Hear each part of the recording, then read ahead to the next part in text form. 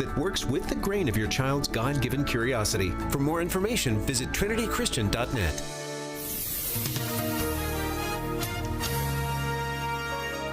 We'll see a little snow at times tonight, accumulating according to an inch. Expect a nighttime low of 20. Mostly cloudy skies tomorrow. Tomorrow's high, 28. Clouds breaking tomorrow night. We'll reach a low of 17. Partly sunny skies Wednesday. We'll see a high Wednesday of 29. Thursday, times of clouds and sun. Expect a high Thursday of 38. With your AccuWeather forecast, I'm Drew Shannon.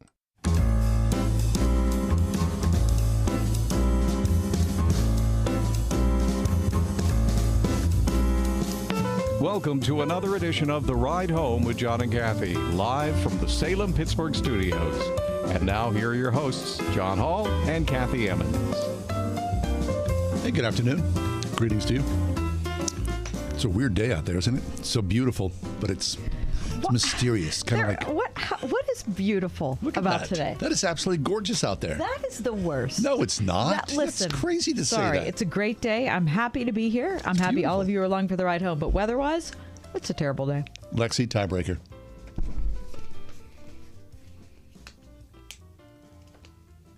You there? Can you hear me now? Now we can hear you. All right, awesome. Yeah, no, I think it's an awful day outside. Thank you. What? I'm sorry. It's so foggy and gross outside.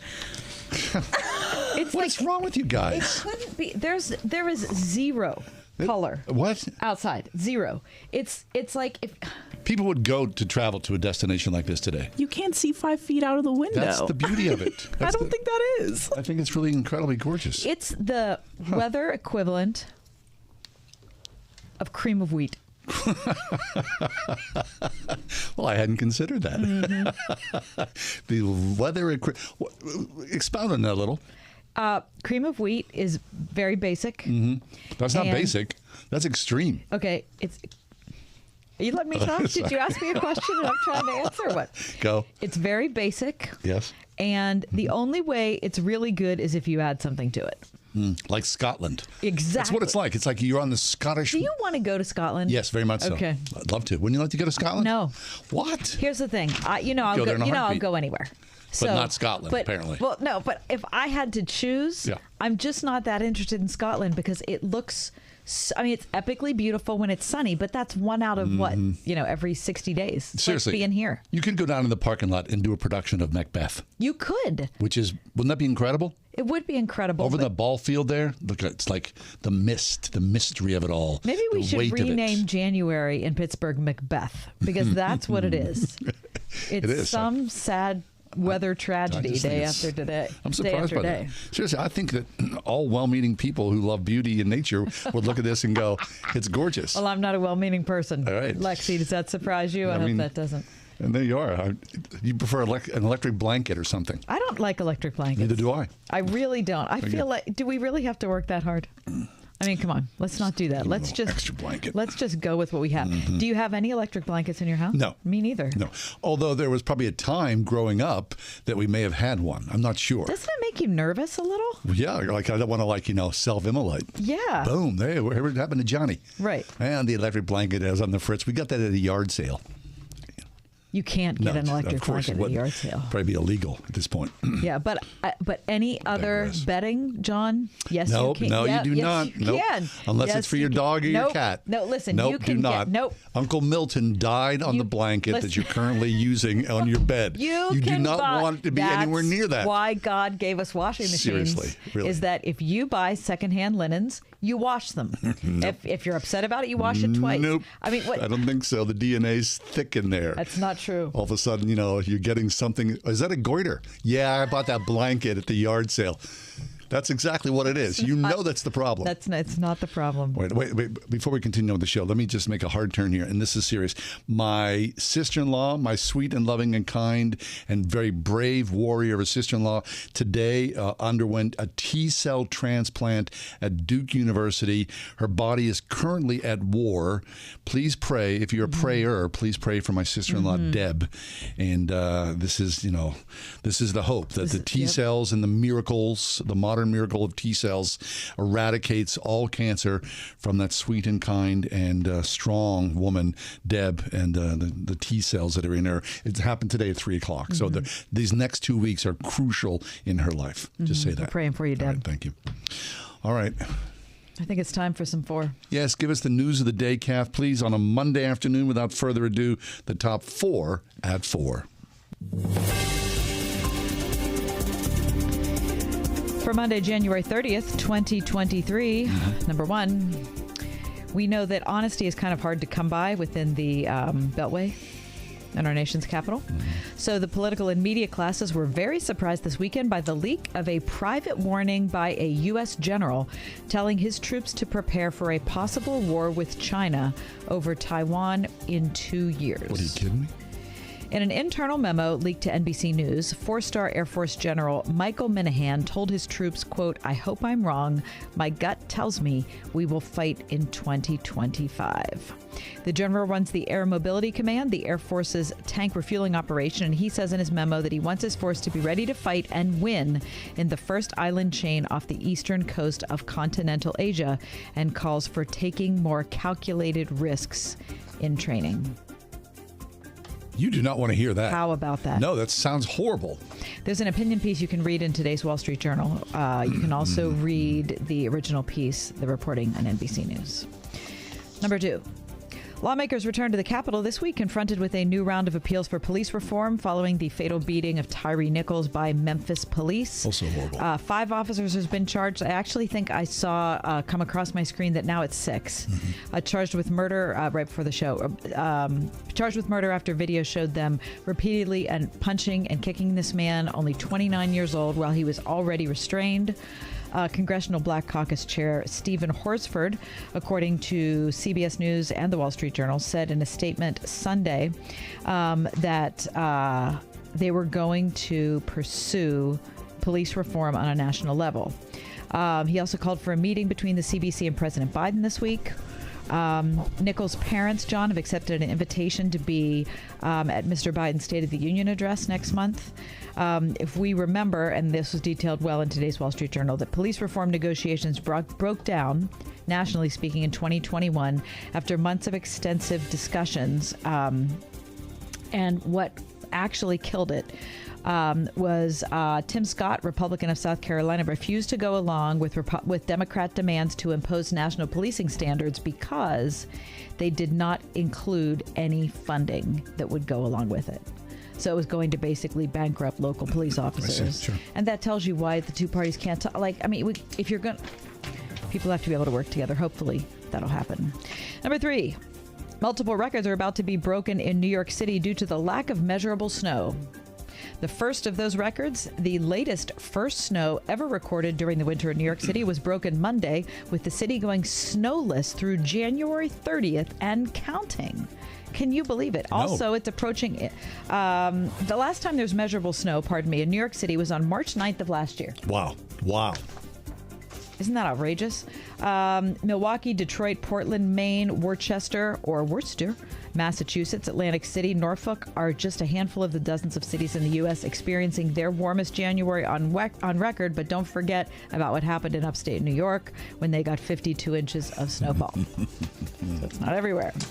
And number 4, egg prices have remained high this month following concerns about increases in grain costs and the impacts of bird flu.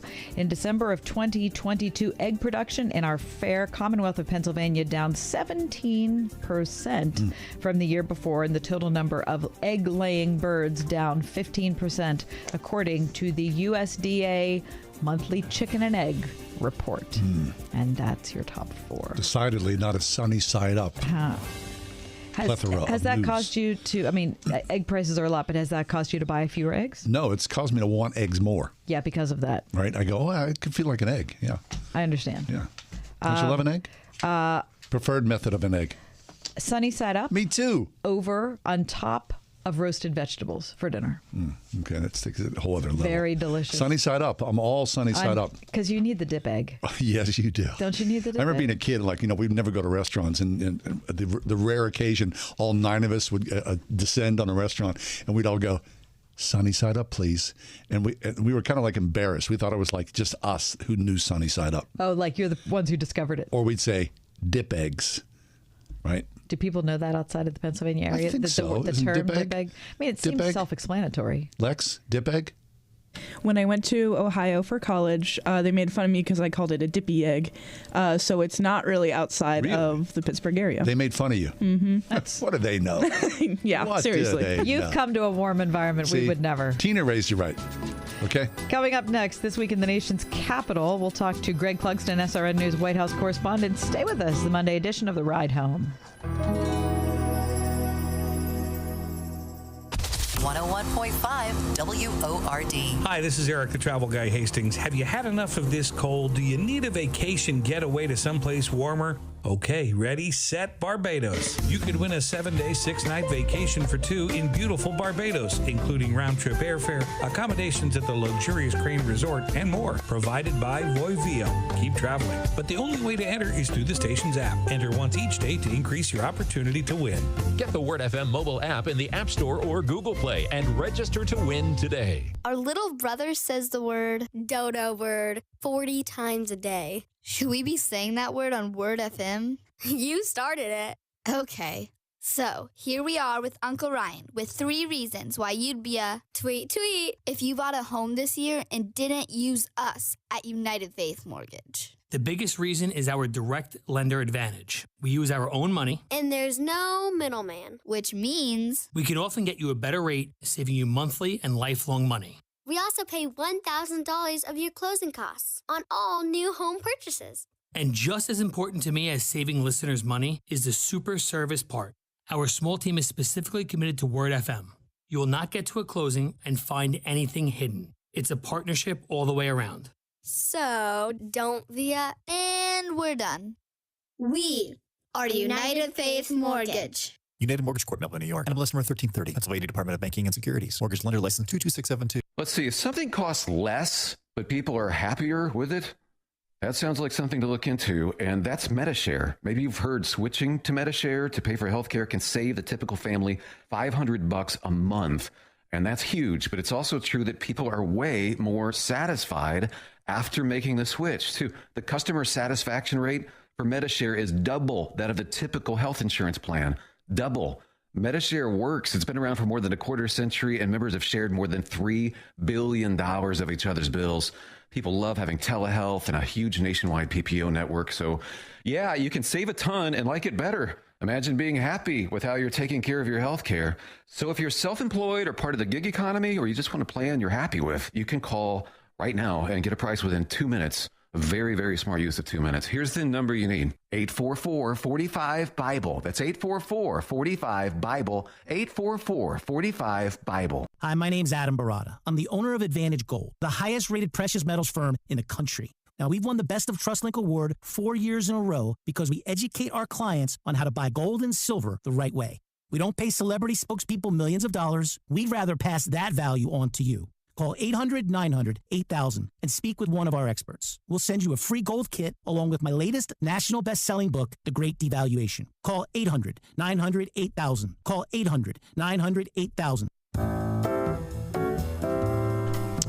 We go now to the White House where Greg Clugston joins us. Greg Clugston is the SRN News White House correspondent. Always on Monday, he brings us up to date on the goings-on in and around the nation's capital and across this great country of ours. Greg, welcome back. Oh, but we can't hear you. And Kathy. Hey. Thank you. Thank you. Hey. Greg, dare I ask where we are with the classified document situation? Is anyone else coming out with any documents that are hidden in the back of a file cabinet? The Eisenhower administration perhaps stepping up? Or in a garage somewhere?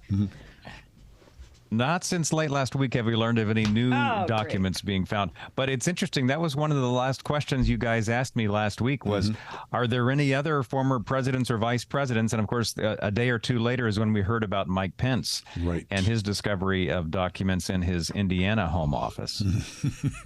And then what was interesting is that prompted the National Archives to then send out letters of request to former U.S. presidents and vice presidents, their offices, going back to the Ronald Reagan administration to recheck their personal records for any classified documents. And that was, of course, because of the documents, the material found not only at President Biden's former D.C. office as well as his home in Delaware, but then, of course, former Vice President Mike Pence's office or home in Indiana. So this I think episode has really revealed that the process in keeping these sensitive documents where they need to be maybe needs to get a look over in terms of what kind of orderly process is there or not orderly process. Yeah, I mean, if Mike Pence, I wonder if he went back and, or he or someone in his family combed through their files and go,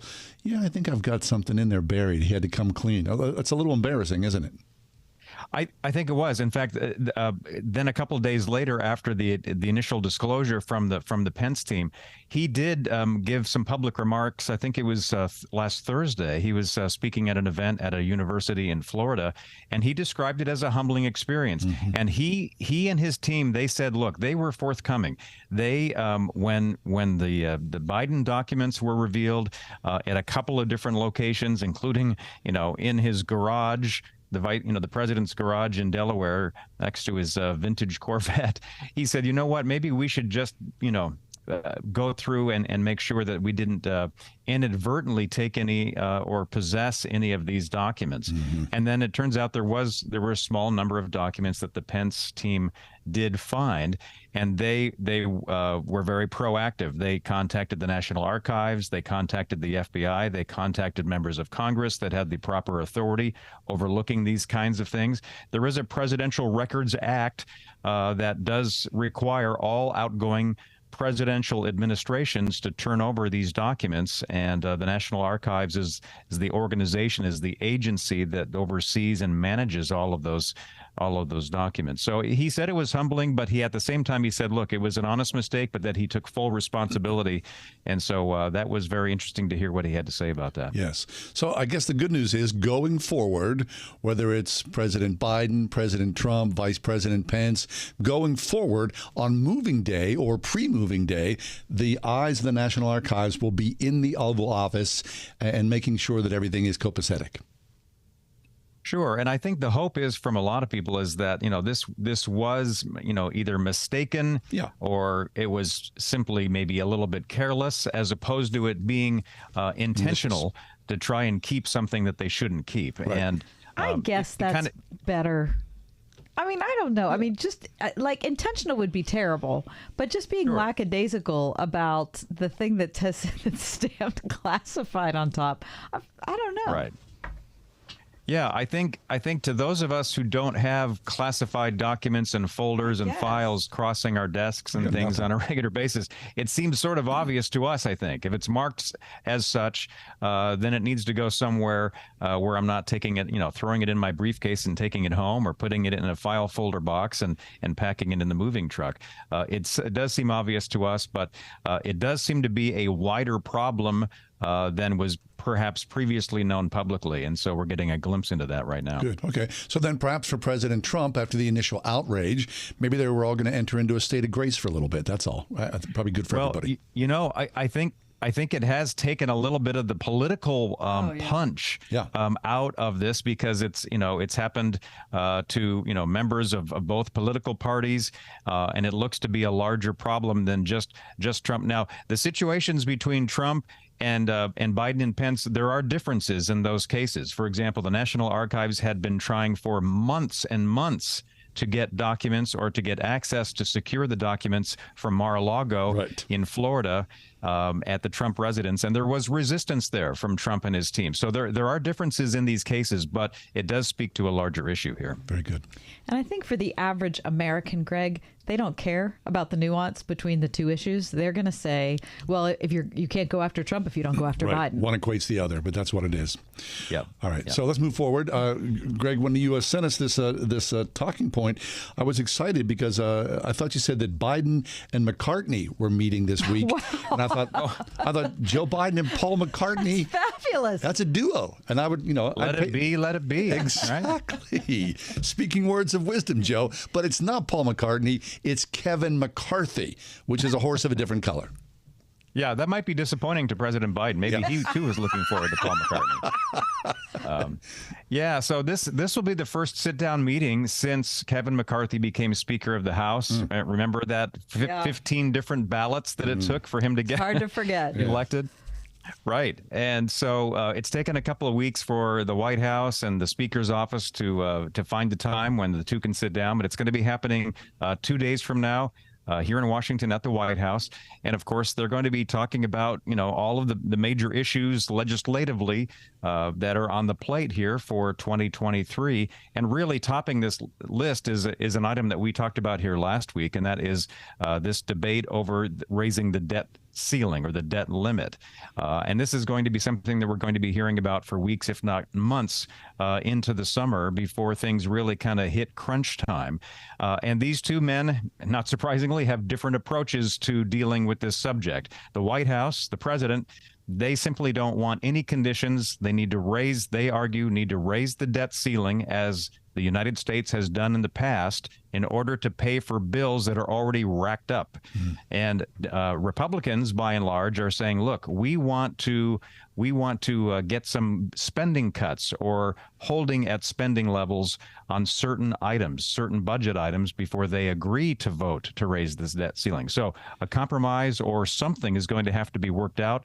That probably, well, I shouldn't say probably, it won't happen on Wednesday, but it'll be a starting point in their discussions between these two. All right, Greg, let's talk about I hate to say let's talk about the election, because I can't believe we're about to have another one, but this is, midterm elections are in the past. So there's a presidential election on the horizon. What do we know? Do we know anything about how Democrats are leaning? Yes for Biden or no? It's interesting. There have been a number of polls over a number of months that have shown some uneasiness, if not dissatisfaction, with the idea of Joe Biden running for re-election.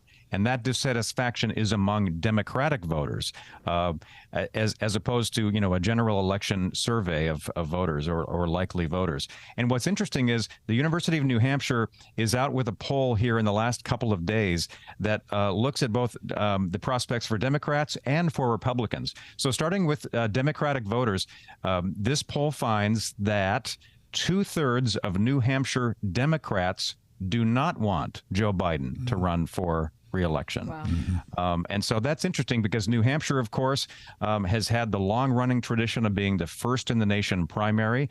And it's also interesting because President Biden is pushing the Democratic Party to have South Carolina and other states first in line when it comes to the primaries.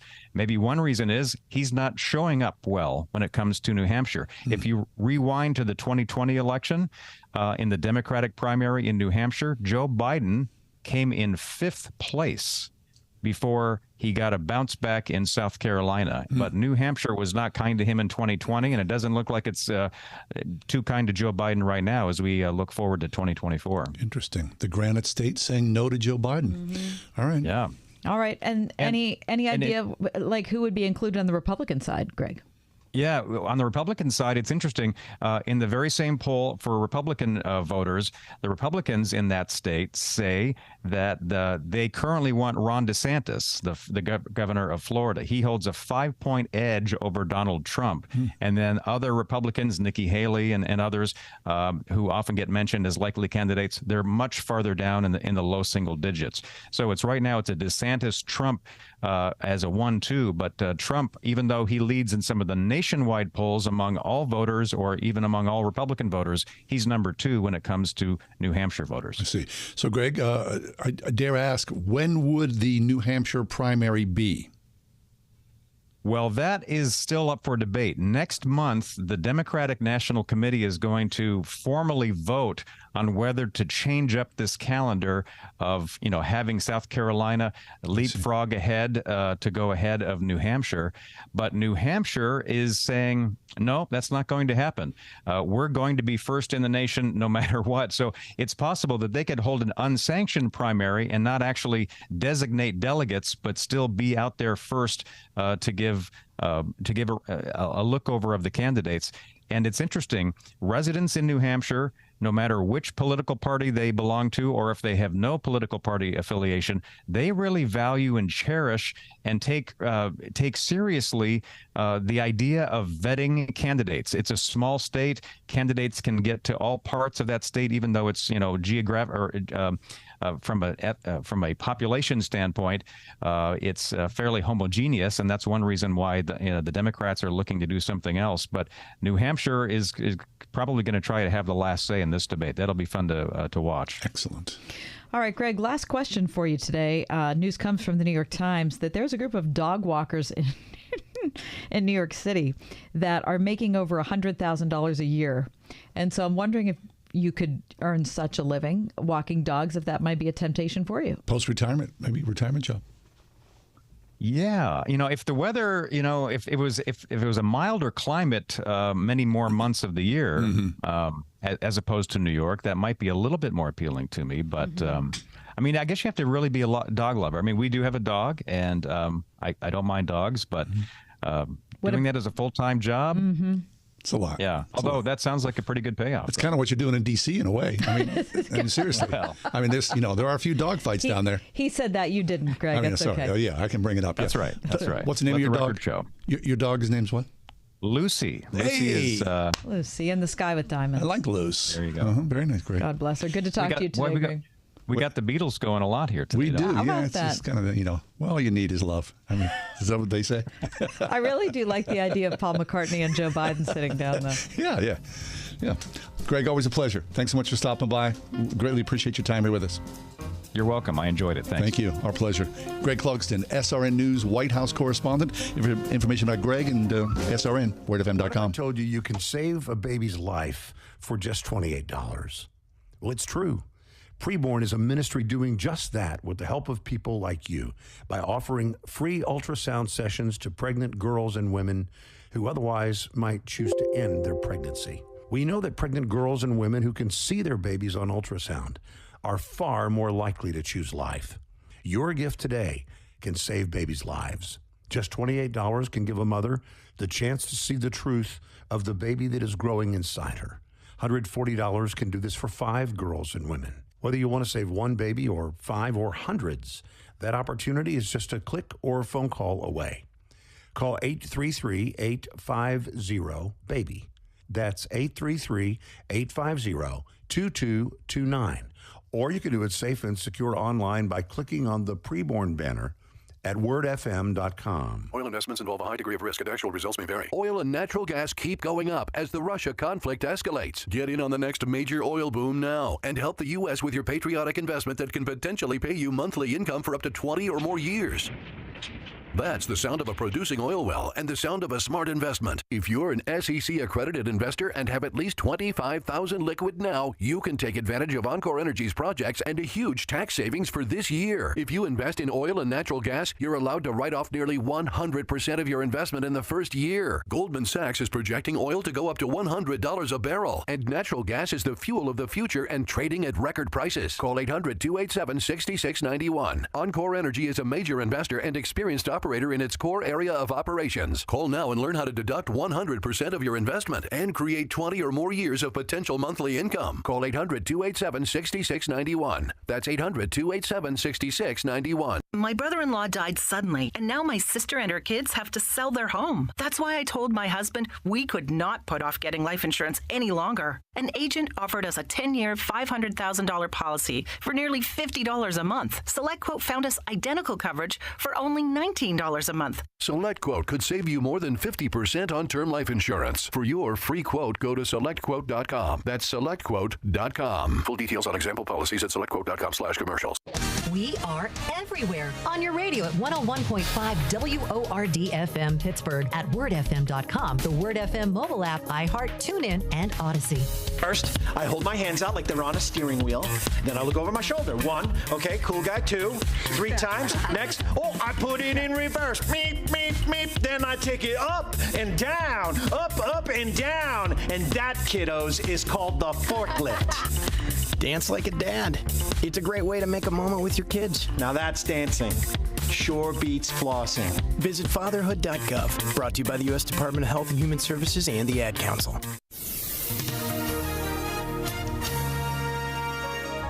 We'll see a little snow at times tonight, accumulating a coating to an inch. Expect a nighttime low of 20. Mostly cloudy skies tomorrow. Tomorrow's high, 28. Clouds breaking tomorrow night. Will reach a low of 17. Partly sunny skies Wednesday. We'll see a high Wednesday of 29. Thursday, times of clouds and sun. Expect a high Thursday of 38. With your AccuWeather forecast, I'm Drew Shannon. As a kid, were you interested in Guinness Book of World Records? Yes, I used to read. I had a Guinness book, right? And I used to page through that stuff all the time. I think a lot of kids had that same kind of thing. Right? There was something that was weird, unusual about things. Well, I saw a piece in the paper here about a man named Charles Byrne, who was known as the Irish Giant, born in 1783. He was, at some estimates, 7'7". Holy cow! 8'2", or 8'4", depending upon the annotation that you may read. The Irish Giant spent most of his life on display as a curiosity. Now, there was Forgive me. Tell me what era we're talking about here. He was born in 1783. Wow. Mm-hmm. Okay. I'm sorry. He died in 1783. He was 38 years old. Okay. So at the time, of course, he was an oddity, as you might imagine. Oh my gosh! And I would think the average person, even shorter than they are today. Average person in Ireland at the time, funny you bring that up, is 5'4". I'd be average. Yeah, I'd be somewhere in that ballpark, right? So there was a man. Well, you'd be tall. You'd be very tall at that time. I guess. You're 6 feet tall, aren't you? Yeah. Yeah, you'd be tall. Somewhere in that ballpark. Yeah, I'd be average. Average. An Irish lass. Mm-hmm. I bet an Irish lass would be even shorter. Probably than that. 5'2", 5'1". Mm-hmm. All right. Anyways. So he was gigantic. Massive. Yeah. So that was the deal, and people were just curious about him, wanted to hang out with him, just a physical oddity. And as the time and the ethics of that time, there was a man who was a surgeon. His name was John Hunter, and he chased after this man, Charles Byrne, the giant, and said, "When you die, I'd like to dissect your body. And let me give you some money now so that you can spend it and when the time comes." And Charles Byrne was like, "Absolutely not. I don't want to be on public display. Please don't do that to me." So Charles Byrne said to his friends, "Please, whenever I do die, because, giants, of course, will die sooner than the average person, please bury my body at sea in a weighted coffin." Charles Byrne, the giant, his friends said, "Yes, we will do that." But then when it did happen, they didn't do that. They took the money instead from John Hunter. And then quickly, within a matter of a couple of years, his body was on display at a museum in Ireland. Now, the good news is, after almost more than 2 centuries of being on display, this museum closed during the pandemic. They recently said, "We would like to finally honor Charles Byrne's wishes," and he is removed now permanently from public display. I mean, the ethics of the time, the good news is, right? That's a sad story. Yeah. But look, you and I probably were guilty of this because we were voyeurs as well during the Guinness Book of World Records. Sure, right? Sure. Now, is there anything in there which says that, upon closer examination, this is why he was that tall? Because I know there are several medical conditions that produce. Yeah, it was a pituitary gland. During the time that he was alive, it was said that he was conceived on a haystack. Such is life, right? I guess that could have been the case. Coming up next, Dr. Tim Muehlhoff from Biola University having a sunny day in Southern California. We'll talk about Winsome Conviction. Coming up next, how can we disagree and do it well? 101.5 WORD. Turning Point with David Jeremiah. The opposite of fear is love. When we understand how much God loves us, when we get a hold of that truth, we will not be afraid. We will know that He loves us too much to allow anything in our life that can hurt or destroy us. Join Dr. David Jeremiah for his series, Slaying the Giants in Your Life. Next time on Turning Point. This evening at 7:30 on 101.5 WORD. We're entering a time of hostility against the faithful, a time when Christians are going to be tested on a moral, physical, and even financial basis, unlike any other time in your life. Hi, I'm Lance Wallnow, Christian author and evangelical leader, here to remind you that you are the one that has to take action to protect and steward the gifts that God has given you. For example, with record high inflation eating away at the dollar, many people's savings in retirement is going to start to evaporate. Fortunately, God always provides a way to fight back. To protect your retirement, I recommend that you diversify your 401k or IRA right out of paper assets and into physical gold. And the best way to do that is with Gold IRA from the Birch Gold Group. Now, to see how it works, just text the word DIVINE, D-I-V-I-N-E, to 989898 to get a free info kit on Gold IRAs. There are no strings attached, so text DIVINE to 989898 right now, and I pray your family is blessed with continued prosperity. What if I told you you can save a baby's life for just $28? Well, it's true. Preborn is a ministry doing just that with the help of people like you by offering free ultrasound sessions to pregnant girls and women who otherwise might choose to end their pregnancy. We know that pregnant girls and women who can see their babies on ultrasound are far more likely to choose life. Your gift today can save babies' lives. Just $28 can give a mother the chance to see the truth of the baby that is growing inside her. $140 can do this for 5 girls and women. Whether you want to save one baby or 5 or hundreds, that opportunity is just a click or a phone call away. Call 833-850-BABY. That's 833-850-2229. Or you can do it safe and secure online by clicking on the Preborn banner at wordfm.com. My brother-in-law died suddenly, and now my sister and her kids have to sell their home. That's why I told my husband we could not put off getting life insurance any longer. An agent offered us a 10-year, $500,000 policy for nearly $50 a month. SelectQuote found us identical coverage for only $19 a month. SelectQuote could save you more than 50% on term life insurance. For your free quote, go to SelectQuote.com. That's SelectQuote.com. Full details on example policies at SelectQuote.com/commercials.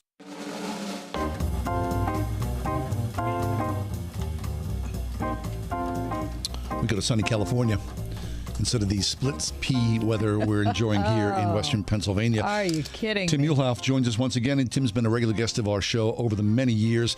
Professor of Communication at Biola University, the author of Winsome Conviction, Disagreeing Without Dividing the Church, and a plethora of other fine books as well. But Tim, you and Arthur Brooks, esteemed company, my friend, you are talking about disagreements, yeah? Yes, and thank you for ruining our weather. It is raining cold here. There we go. So That's what we have been. We've been hoping for it. It's wonderful. Welcome to the club, my friend. Come on in. The water's warm. Let's share our misery. Well, thank you. That's a Christian perspective for you. God bless right you, my there. friend. Yeah. Praying for you. Yeah, so I'm a great admirer of Arthur Brooks. I just think he's very articulate. He has identified what he thinks is the central hallmark of the argument culture, which is contempt. So a difference between anger and contempt. You make light of California weather. I'm angry at you, but still want to protect the relationship. Thank you. Because we've been doing this for, 10, 11 years now. Exactly. We can't let the weather tear us apart. No, we can't. We cannot. Contempt is I'm mad at you and I don't care about the relationship. I'm so angry I'm going to cut off. I'm going to cut it off, or I'm going to say things in a way that is damaging, but I don't care. We're to the point that, go away. I don't care. The marriage is over. The family isn't important to me. The corporation, the church. So that's how he defines contempt. What blew me away on our podcast, the Winsome Conviction podcast, is he said, let me give you the clearest expression based on his research of how I can communicate contempt to you. Now, it's not verbal, it's nonverbal. So let me have you guess. What did Arthur Brooks say is the clearest expression of contempt, a nonverbal type gesture? Rolling your eyes? John, yes. Yay. What? Right out of the gates, I literally rolled my eyes because you got it so quickly. But think about that for a second. So if you have, Kathy, if you have a substantive argument that I happen to disagree with, then you and I are going to go back and forth. And I might exhibit some nonverbals that I'm not even aware I'm doing, and I might get agitated. I might raise my voice, things like that. But you and I would have a go-between, an exchange. Arthur Brooks says, when you present your perspective to me, and I don't even give it the time of day, I don't even consider it, and I think it is beyond ludicrous that a person like you would believe something like this, and all I do is do an eye roll. Isn't that powerful? Now, two things hit me right away. I've been teaching communication for a long time. This is my 19th year at Biola University. I've gone to graduate school. I've taken a ton of classes in the argument culture and in nonverbal communication. So I would hope, John and Kathy, if you and I are having a disagreement, I'm not going to flat out do an eye roll. Okay, I mean, that would be like, right? You know what I mean? Super diss. Okay, do you want part two that blew my mind in this podcast? Yeah. Okay. He said an internal eye roll, just as damaging. Oh, wait a minute. Okay, how's that? How would you know? Okay. How would you know if I was doing an internal eye roll? I think you just did one, Kathy, and I'm deeply wait a minute. Yeah, that's it. Yeah. No. So this.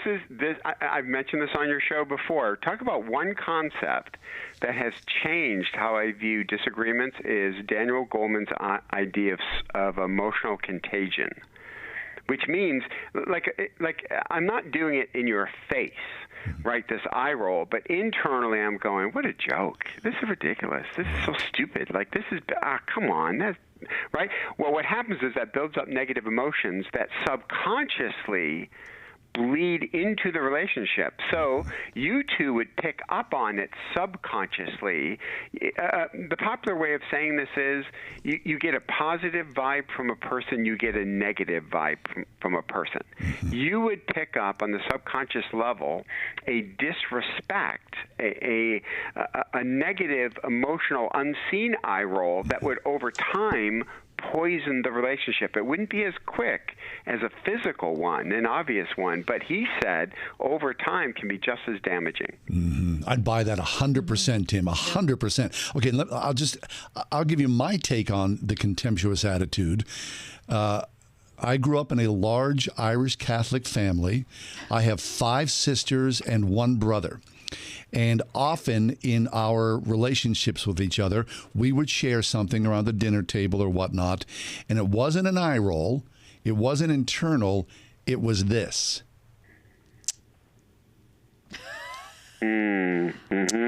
Just a little, that thing. That was like a knife to the heart and a call to arms. I mean, many a battle were fought over that in our lives. It was contemptuous. It was contemptuous. The opposite, because we know this from communication climates, that what improves a climate more than anything, thus the inverse is true, is I acknowledge your position. I acknowledge the weight of it. I might not agree with it, but I acknowledge the weight of it, that it's worth me thinking about, ruminating about, studying, and then we're going to have an exchange. But when I roll, it's like, dude, Christianity? Are you kidding? This is Bill Maher, by the way. We've analyzed him in my rhetoric class, the floating space god. Right. And I'm like, Bill, come on, man. The floating space god? That's what Aquinas is talking about? That's what Pascal is talking about? But that kind of belittling. So listen, here's how we do it as conservatives. Like critical race theory. Oh, you mean that Marxist thing that is going to destroy the church and suddenly I'm a white supremacist? Right. And it's like, oh, dude, really? You just took all of critical race theory and in 15 seconds summarize the entire position? Or the other political party, or the other candidate, or the other religious leader. Who's the most sought after, quoted religious leader in the world today? The Pope. No, that'd be kind of like for Western Christians, we might be getting there, but we're talking the entire world. The Dalai Lama? Dalai Lama. The Dalai Lama. And my students, God bless them, do an eye roll when I say the Dalai Lama. Really? Like, you just got rid of the Dalai Lama with not even knowing really anything about the Dalai Lama. It's like, really? Seriously? The Dalai Lama? It's like, okay, what books have you read from the Dalai Lama? And I need to check my spirit, because when my nose gets out of whack, man, I can be incredibly dismissive towards people, and I have to check because my spirit is when I get contemptuous. That's when I need to check my spirit, that I don't think I need to have contempt towards the people that I disagree with. Okay, now wait a minute. What about if we look inside the Christian world between denominations? Like, what if somebody says, oh, well, I mean, so, you don't like, someone posts a paragraph by somebody on Twitter, and the response is, well, he's Catholic. Right. Right? I mean, how often do we see that? Or, well, that's a man. Right. Yeah. Right. Well, what do you expect from a complementarian? Exactly. What do you expect from an egalitarian? Exactly. Yeah. So we just need to be better than this. So Arthur Brooks. Arthur Brooks. Although I love Albert Brooks as well. I love Albert Brooks as well. I said, Arthur Brooks. Then what do we do? What do you, for people who just find that they struggle with this and they have all these angers? You know what he said? He said they just need to grow up. They just flat up need to grow up. We need to start treating each other like adults, because most of us would not let our children act this way. Right. I mean, I would say, hey, treat your grandfather with respect. Hey, you may disagree, but hey, let's get that tone out of there. Yeah, that's okay? your brother. Right? Yeah. That's your brother. And we have forgotten the collective humanity. We've kind of forgotten that, and we've forgotten that these religious traditions, even if we disagree with them, are long religious traditions and have some respect. So remember the Apostle Paul, how much he hates idols? Yes. The book of Acts uses this term that it turns his stomach, these idols. So when he gets up in Athens, what does he say? Men of Athens, I observe you are men of worship. Isn't that beautiful? Yes. You would think he would say, men of Athens, are you kidding me? And rolling his eyes as he looks at the idols. Are you kidding me? You think the God of heaven can be reduced to an idol? He doesn't start there. He says, no, I observe your men of worship. I think your worship ultimately is miscast. But I get that worship is part of you. It's part of me. I think that's a beautiful expression of saying, I'm going to give your view weight, and then I will disagree with it ultimately. The problem is, Tim, that there is a percentage of the population, whether on or offline or wherever, that loves to live in the contemptuous stew. Yes, and we need to call them out on the carpet. Yeah, and it's just like amphetamine, right? It just keeps you going. People feed off of it, and people get what is that? People get excited and amped up over it.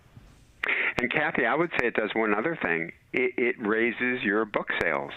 Oh yeah, it raises your viewership. Yeah.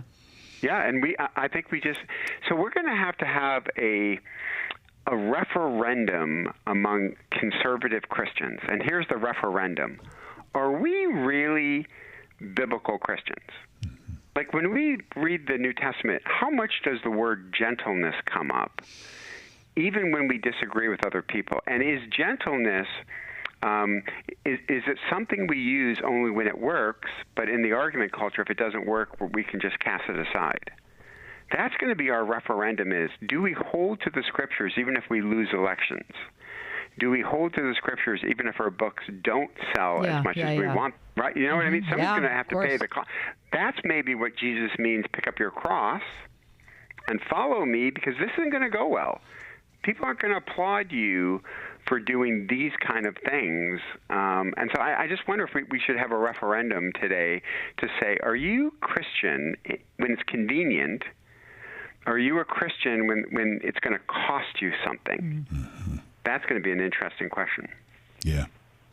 Good luck with that, Tim. I just rolled my eyes. Publishers are going to be knocking down my door. Fabulous. That's Dr. Tim Muehlhoff, professor of communication at Biola University. Check out the books Winsome Conviction, Disagreeing Without Dividing the Church, which won the Award of Merit in the CT's Best Books of 2022 list, and it deserved it. Nice to talk to you, Tim. Always a pleasure, Tim. Thank you. Thanks, guys. That's good Talk stuff. to you soon. You as well. Take care. My son Finn was born with congenital heart disease. He ended up spending about the first 8 months of his life in the hospital. During that time, he endured 10 surgeries, including an open heart surgery. Starlight Children's Foundation has played an important role in my family's life. For 5 weeks when he was a baby, Finn lived in a Starlight Hero wagon. You could not understand the pure joy of having him go from a hospital bed into his favorite red wagon. Starlight doesn't just give items that hospitalized kids can use to keep themselves happy, but also memories, moments, and experiences which are so needed in times like these. They allow sick kids to just be kids for a little while. The support that Starlight provides to families like mine is an integral part to creating happiness at a time when there's very little to be found. Learn more about how Starlight Children's Foundation brightens the lives of sick kids by visiting starlight.org today. My brother-in-law died suddenly, and now my sister and her kids have to sell their home. That's why I told my husband we could not put off getting life insurance any longer. An agent offered us a 10-year, $500,000 policy for nearly $50 a month. Then we called SelectQuote. SelectQuote found us identical coverage for only $19 a month, a savings of $369 a year.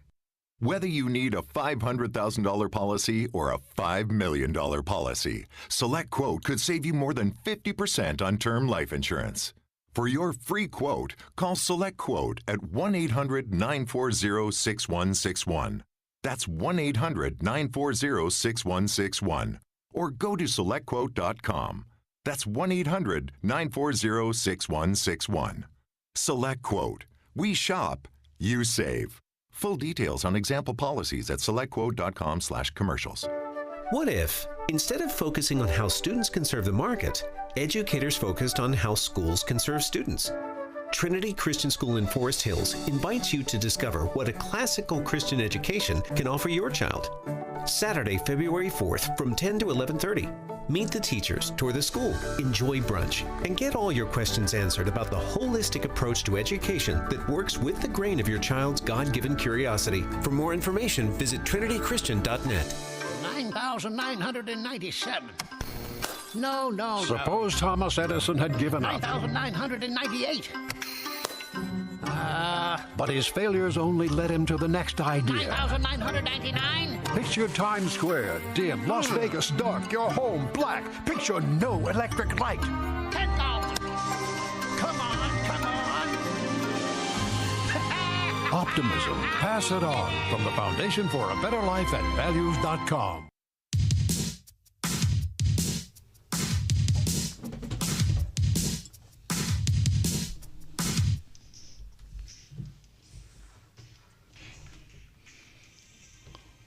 Whoa.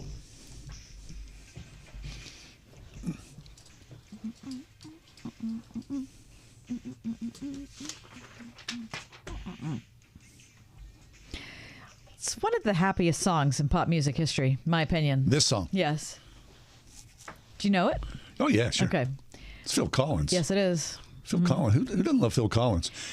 He's undergone some health challenges. He sure has. Yeah. And today's his birthday. Is it? Phil. Yeah. Uh-huh. Phil, boy, that's a storied career. Oh, isn't my it? gosh. You know, yes. I mean, back in the 80s, he owned the airwaves. Did he not? It was one. Play another one there, Lex. Mm-hmm. Yeah, I mean, he really did. Oh, This is one of the best. I love There he this is, man. song. I mean, how many drummers ascend to that level? All right, there's not that many, right? He's a great singer. Yeah. Don't he's you love great. this song yeah. with Philip Bailey? Are you kidding me? I could listen to Phil Collins. Okay, play the third one while we're at it. Come on, Okay, Lex. sure. Come on. You said he owned here we go. Beep. That's a great song. This is a happy song, isn't it? They're all happy songs. Yeah. But the horns in this especially. Except for One More Night is a happy song. It kills you. Right. Those are the Earth, Wind, and Fire horns. Did you know that? No, I did not. Mm-hmm. It's true. Imagine being in the studio for that. How much fun that would be. Oh, my God. Do you know Phil Collins, Lex? Oh, I love Phil Collins. Of course you do. Again, That's Tina because you raised have it right. taste in music. Fabulous. Is that because of Tina? Probably. Actually, no. It's because of Tarzan. Let's be real. Oh, wasn't. Listen. So we can say it's from Tina, though. You'll Be in My Heart. Is that the greatest song? Oh, honestly. Oh. Love Tarzan. Love it. Fabulous. Okay, how old do you think Phil Collins is today, John? Oh, boy. He's up there. 75? 72. 70? Okay, I'm sorry, Phil. My apologies, Phil. Yeah, he's going to be mad. Yeah, suffering through some hell. That's why I kind of pushed towards 75. Yeah. 72 years old. Absolutely love Phil Collins. Genesis. No jacket required. Yeah. Oh, no jacket required. Oh, my. That was me riding a bike around Manhattan as a bicycle messenger, listening to Phil Collins on my Walkman. Boy, that would get you going, right? Oh, yeah, it did. Yeah. Excellent. Happy birthday, Phil Collins. You know Lily Collins is his daughter? No, I did not. She's an actor. Yeah. You know the thing about Emily in Paris? Oh. Yeah, that's his daughter. 101.5 WORD-FM Pittsburgh. On your smart speaker by saying, play the word Pittsburgh. And on your phone via the Word FM mobile app, iHeart, TuneIn, and Odyssey. Eric. With SRN News, I'm John Scott. Senator John Cornyn of Texas is blasting President Biden's no-compromise stance on debt limit talks, noting the U.S. was forced to spend trillions during the COVID-19 pandemic. But the Biden administration simply can't kick the habit and spend another $3 trillion in purely party line votes in the last 2 years. And so the president needs to step up to the negotiating table. Senator Cornyn, interviewed by the Salem Radio Network, House Speaker Kevin McCarthy will meet with President Biden at the White House this week. Topping the agenda is lifting the debt ceiling. Bobby Hull, a Hall of Fame winger and two-time NHL MVP, who helped the Chicago Blackhawks win the Stanley Cup in 1961, has died. He was 84. The Dow is down 226 points, the S&P off 48. This is SRN News. This is an important notice to consumers facing $10,000 or more in credit card debt, medical bills, or other unsecured debt. You may not be required to pay it all back because there are special programs now in effect that will significantly reduce the amount you will owe if you qualify. This is not bankruptcy or a debt consolidation loan. These programs, which the credit card companies like to keep secret, exist to aid American consumers struggling with overwhelming credit card debt by offering tremendous savings and real debt relief. Accredited Debt Relief has established a special hotline for you to call and learn what savings you qualify for. They've helped qualify consumers with over $1 billion in debt and are A+ rated with the Better Business Bureau. So don't wait. Get the relief you need during these hard economic times. For this free information, call the Accredited Debt Relief Hotline now. Call 800-786-2300. 800-786-2300. That's 800-786-2300. Did you know that the average price of a used car is up over 40% from just a year ago? The cost of living has gone up, and the cost for auto repairs is rising as well. The car you have needs to last you longer than ever. So if your vehicle has less than 150,000 miles with an auto warranty about to expire, or with no warranty coverage at all, you need to call CarShield at 800-523-8667. We've just announced a low-cost month-to-month vehicle service plan to help save thousands of dollars on out-of-pocket expenses for future auto repairs. While the cost for new and used cars continue to go up, CarShield offers protection plans at an all-time low. Drivers who activate their plan today will also receive 24/7 coast-to-coast roadside assistance, courtesy towing, and emergency tire, battery, and key lockout service. Call 800-523-8667 today to save 20% on your plan. That's 800-523-8667. Keep your car protected. Call 800-523-8667. Again, 800-523-8667. Treat your someone special to an unexpectedly special Valentine's Day with a gift from Trinity Jewelers. From their beautiful crosses, diamond, pearl, and gemstone collections, Mark Halgerman and the custom jewelry experts at Trinity Jewelers will help you find or create the perfect gift to express exactly how you feel. Visit trinityjewelers.com today or find them aboard the Gateway Clipper at the Word FM Valentine Date Night, February 10th. Trinity Jewelers, your trusted custom jeweler for over 50 years. How is your drive to school? Let me tell you, I had to get my iced coffee first. I just can't seem to put it down. My favorite rapper just announced a tour. My phone was buzzing like crazy. I'm so excited. I had to text all my friends right then to talk about it. Then, someone started calling me and... Let's try that again. I turned my phone off right away. I never drive distracted. Visit StopTextStopWrecks.org. A message brought to you by the National Highway Traffic Safety Administration, Project Yellow Light, and the Ad Council.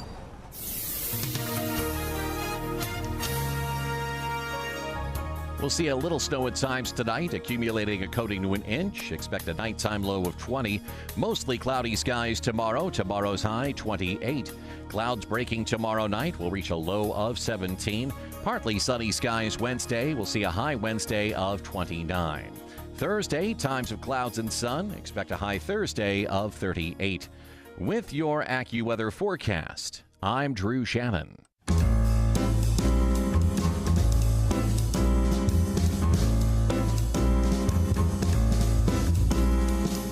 Welcome to another edition of The Ride Home with John and Kathy, live from the Salem-Pittsburgh studios.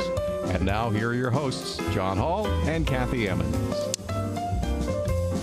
People make money in very unusual ways. I saw a piece in the New York Times that, now, of course, probably this is just New York City because of the concentration of wealth and population. But people who are, and we have this in our neighborhood, a professional dog walker. Yes, we have a dog walker who lives right across the street. I see somebody walking 6 or 7 dogs at a clip. She's tremendous. I think, how do you even do that? I know. It cracks me up. The tangle of leashes and personalities and energy and all that. I mean, really, kudos. Anyway, in New York City, apparently, from this article, some dog walkers make $100,000 a year. That can't be. $100,000 a year. Yeah. Mm-hmm. Yeah. Someone said, they profile a woman, Bethany Lane, who was in med school and she needed a part-time job. She started walking these dogs, these golden doodles and Burmese noodles and all those different things. Noodles. Right? That's a new breed. I like it. And she charges now up to $35 an hour to walk a dog. Yeah. She said she's doing so well, she bought a home in the country outside of Manhattan. All for walking a dog. Yeah. Now, she's smart. She's been able to do this and then have so many clients that she is able to pass on. So now she's got a company where she employs 3 or 4 other dog walkers. So what does the article say? What's so great about her? Nothing great about her drive, her ambition. And so it's not that she's like some really creative dog walker? No, she's not like a dog whisperer or anything like that. Well, apparently they're saying that someone involved in this is good at marketing, obviously good with animals, able to cross sort of socioeconomic boundaries, right? You're with the wealthy and you are able to cater to their whims and egos and whatnot, and you're available basically 24/7. And I bet she's really healthy. Think all that walking that she does. Yeah. Is it a she? It's a woman, yeah. Mm-hmm. A lucrative time to be a dog walker for pet entrepreneurs who especially cater to the wealthy. Through searches on Rover and other job sites, beginner dog walkers in Manhattan charge as little as $14 for a 30-minute walk. Seasoned dog walkers... Oh, wait. I need to break in. So she's not... All she's doing is walking the dogs? Like she's not like a dog sitter? No. I assumed that she was, like when you go to work, you bring... No. She's walking multiple dogs throughout Manhattan all day, every day. And she's just getting paid to walk the dogs. Yeah. Mm-hmm. Mm-hmm. How do we miss that? It's one of those things, right? Why didn't I think of that, right? A bull market for pet care providers. According to the American Society for the Prevention of Cruelty to Animals, more than 23 million Americans, nearly 1 in 5 nationwide, acquired a dog or a cat during the pandemic. With many Americans back in the office, somebody has to walk all those pandemic puppies. Pre-pandemic, she says, I used to get a call maybe 1 or 2 times a month from a potential new client. I get multiple calls a week now. It's a lot with puppies. Dog walking traditionally appealed to those seeking a stable gig, but also the flexibility to pursue other passions. An attractive job for actors, musicians, writers, students, retirees, stay-at-home parents, and those figuring out what they want to do. Now, the rise in pet ownership, right? Some guy here, Michael Josephs, also profiled in this article, 34, a former special needs teacher in Brooklyn, used to train a Willie, his mixed black Labrador, at Prospect Park. After 3 months, I could ride my bike into the park, and he would run behind me. People saw our rapport and asked me if I could train their dog. So this guy is walking and training dogs. He's making upwards of $150. Mm-hmm. Come 8 on. clients, working about 5 hours a day, and does it quite well. I mean, that's New York City. All those Wall Street types and, entertainment lawyers and whatnot. It's big money. If you have a marketing skill set, you can do just about anything. Okay. Since you lived in New York for so long, wouldn't it be difficult in some neighborhoods to find, how do you walk a dog in the middle of Manhattan? Just walk. I mean, it just seems like you're with a lot of people. Well, you are, but you can walk along either side of the river. Mm. There's always that. There's also public parks. There's parks downtown. There's Central Park. If that's Midtown, there's a big concentration of money. There's parks that are available. So yeah, you could walk. I'm not saying it's easy, but it's obviously certainly doable. Wow. Okay, we missed out. Yeah.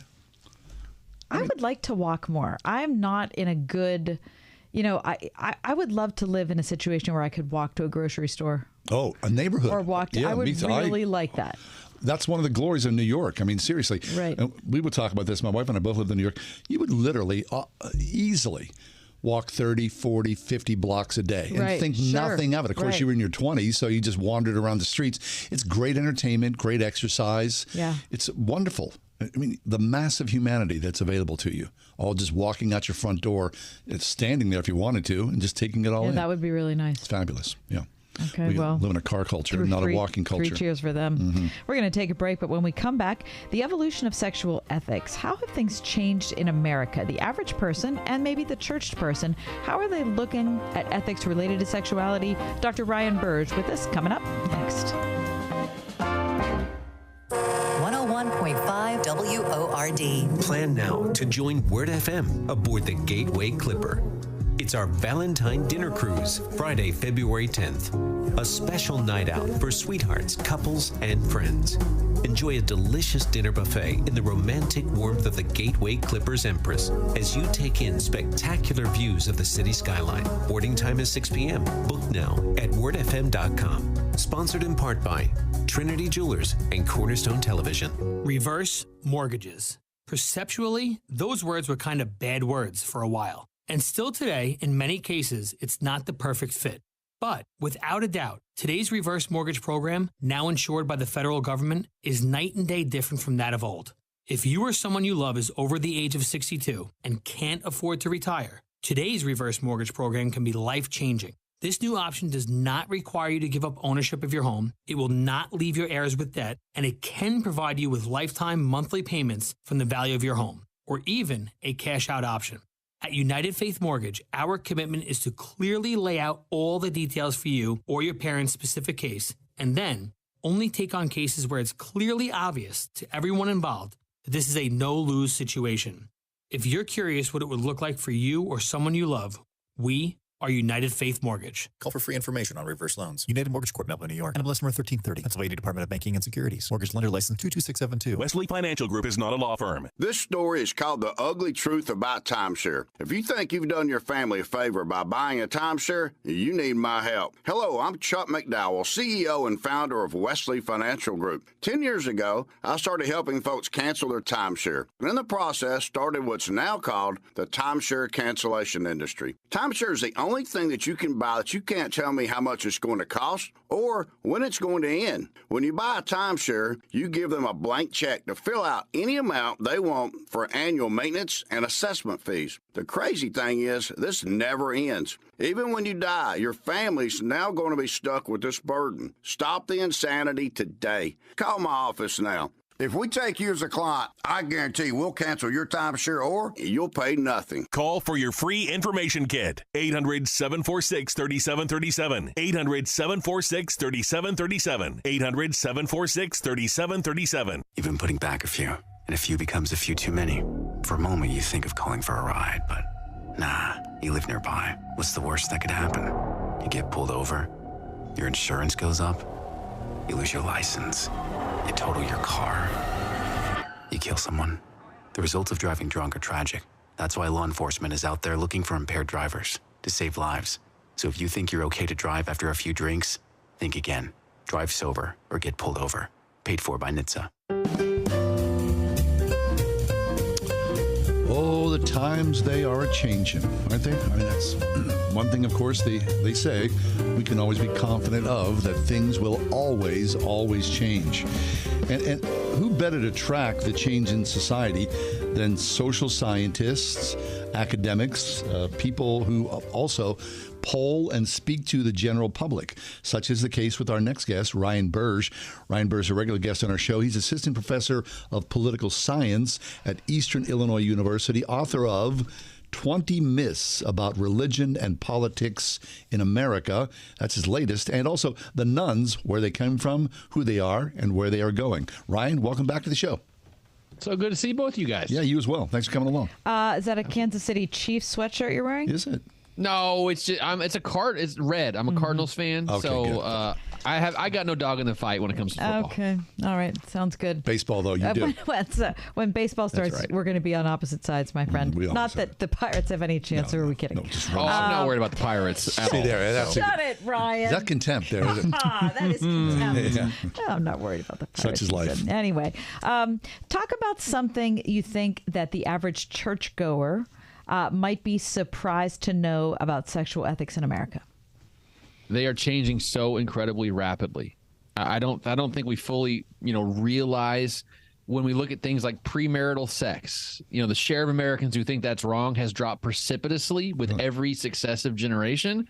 And even amongst generations, even amongst people who are in their 60s now, are much more permissive of premarital sex today than they were when they were in their 30s. Really? So we're not only seeing younger people be more permissive, we're seeing people as they age are becoming more permissive across the board. So it's not just young people fouling everything up. The entire society seems to be shifting on the issue of premarital sex and extramarital sex specifically. Interesting. So they tend to say, Ryan, that the older you get, the more conservative you get. This runs contrary to that belief, yeah? There are certain things where that's true. People are becoming more conservative as they age, but on things like abortion as well. Actually, we know that women become more liberal on abortion as they age, and then they become more things like homosexuality, same-sex marriage, things like that. We're also seeing men and women, young and old, move to the left on issues of sexual ethics too. So it's really across the board. If you look at all the data, and I know this does not, a lot of evangelical listeners will hear this and really, have some panic about it. But man, we are a much more progressive, left-leaning, liberal society today on culture war issues, social issues today than we were even 20 years ago. Interesting. Wow. So the culture wars are not necessarily a war anymore, are they? I think the battle lines have shifted. I think that's really what's happening now for a lot of, it used to be that, when I was a, younger person, gay marriage was the biggest issue going. Sure. Right. In 2004, it was on 13 state ballots for referendums to define marriage between one man and one woman. It passed in all 13 states, including Oregon, which is not known for its right-leaningness. And then 12 years later, we had, Obergefell decision, which made same-sex marriage the law of the land in every state. We see that about 75% of people under the age of 30 are in favor of same-sex marriage. So I think that battle is over. No matter how much the church wants to fight that battle is largely over in the hearts and minds of most people in America. I think the next kind of layer of that battle is, the issue of gender identity, transitioning, hormones, all the things that go along with that. That's really where the battle lines have shifted in America when it comes to the culture war. And you're seeing that discussed right now. Certain states are banning hormone replacement therapy for children and books that, advocate for transgenderism. That's really what I think that's where we were 15 years ago with same-sex marriage is where we are today with the issue of transgender. Dr. Ryan Burge with us, Assistant Professor of Political Science at Eastern Illinois University.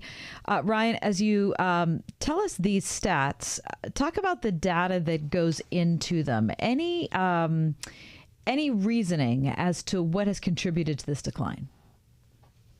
That's tough. I mean, the thing about being a social scientist is people always want the one simple trick that caused this thing to do that thing. Right. And that's almost never the case when it comes to social science. Because if you just think about like the stew we're swimming in every day, I might be an evangelical, but maybe I never watch Fox News.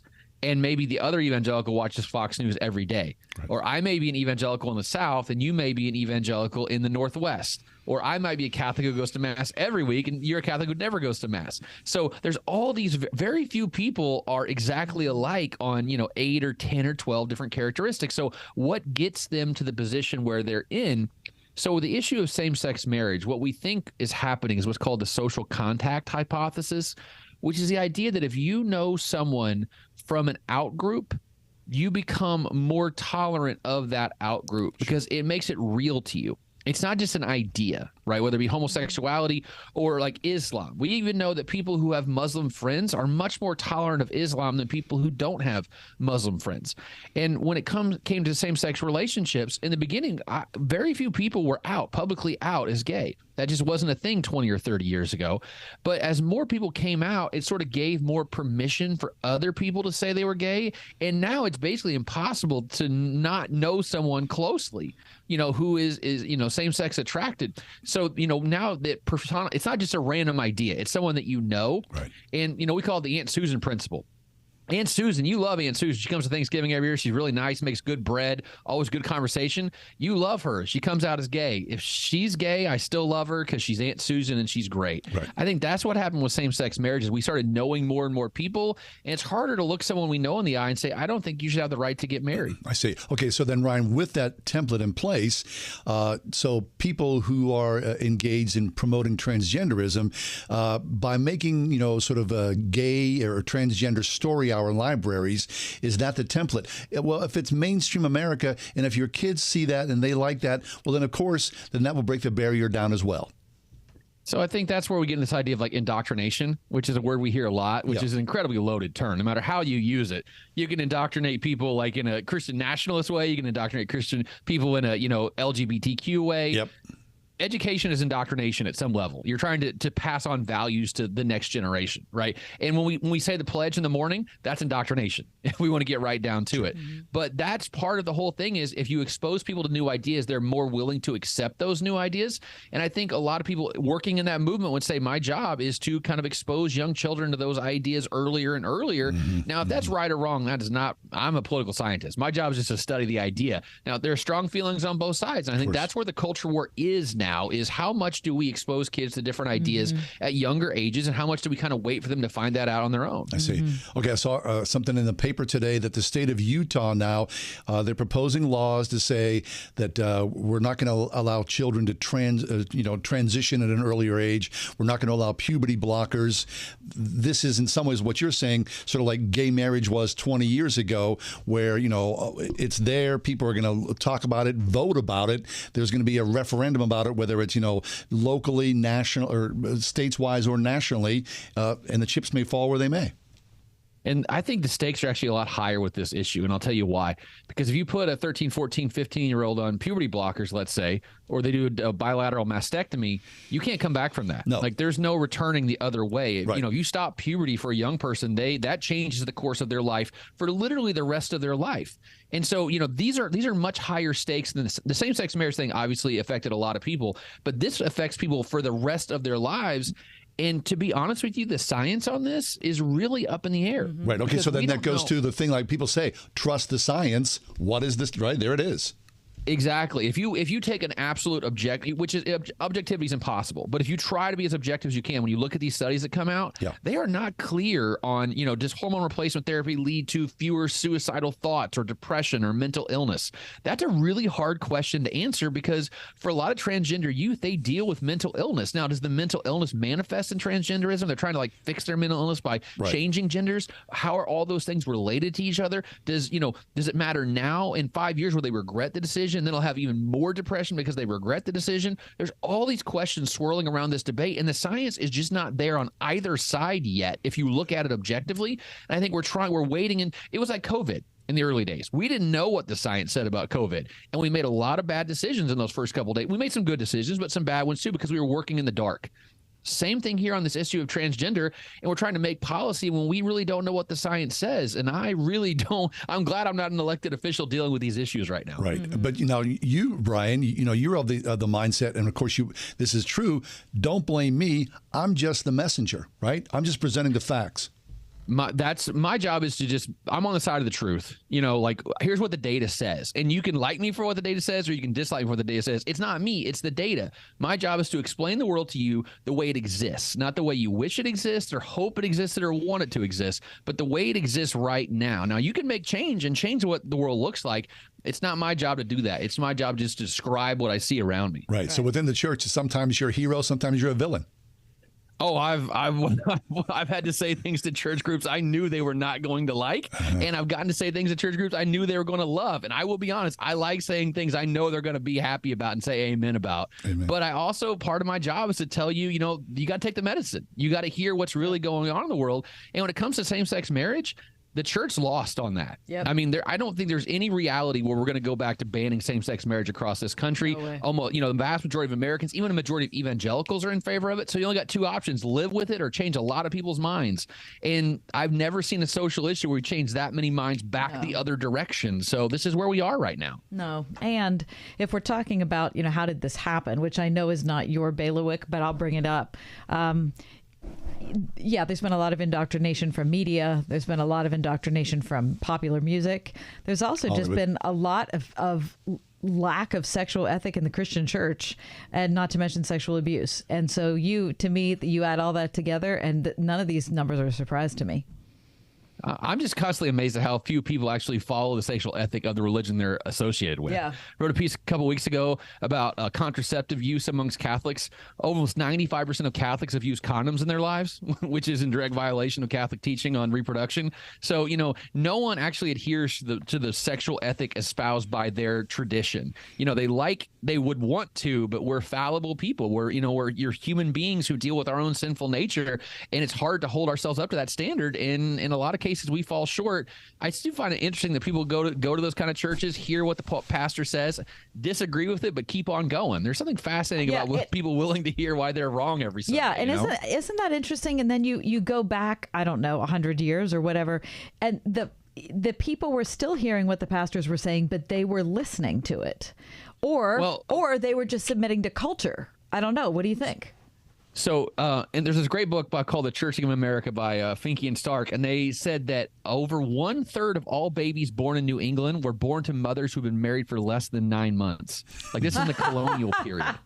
Okay. So, the sexual ethic that we talk about now, people have been engaging in always done this for time immemorial. It's just we know more about it now, and I think we're more forward and honest about what we're up to now, and they used to hide it a lot more back in those days. Interesting. So then this is fascinating.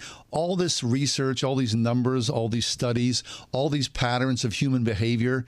I mean, what does it mean to you? I mean, is there any clarification? Are people just always going to be people and do what the heart desires, and the theology or the culture, just forget about that? I love social science because I think understanding people is trying to understand God. We are all created in the image and likeness of God. And so how we behave, how we act in groups, how we talk to other people, how we vote, are all a reflection of how God made us. And I'm fascinated, how biologists are fascinated by understanding how cancer grows or how cells, divide, all those kind of things. I'm fascinated by how people make these really important decisions. How do they vote? Where do they live? Who do they marry? How many kids do they have? Where do they worship? This is telling me like how we're created, who created us. If we get to the core issue of this stuff, we understand where we came from. It's almost like looking back in time to like the core of who we are. It's something that's bedeviled us for literally since we've had written records. We've tried to understand who we are and what we are and why we do what we do. And I just love the endless pursuit of that because I know I'll never figure it all out, but I know I'm learning more and more every day about the human condition and about God by understanding the human condition. Fabulous. If you want to read more from Ryan Burge, you can check out The Nuns, Nones, where they came from, who they are, and where they're going. Also, 20 myths about religion and politics in America. You can also follow him on Twitter. Ryan. Always fascinating. So good to hear from you. Thanks so much. Love speaking to you. Thanks. Have a good day. Our pleasure. Truly it is.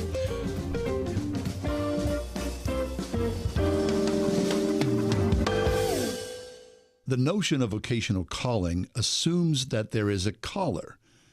And of course, at Grove City College, they know that the caller is the living God. At Grove City, they're committed to helping us pursue God's vision for your life and believe that you will be charged as you find the sense and purpose in the working world. That is at the core of what Grove City does. The caller is there. The faculty, the staff, the students are all involved in that calling. Mm-hmm.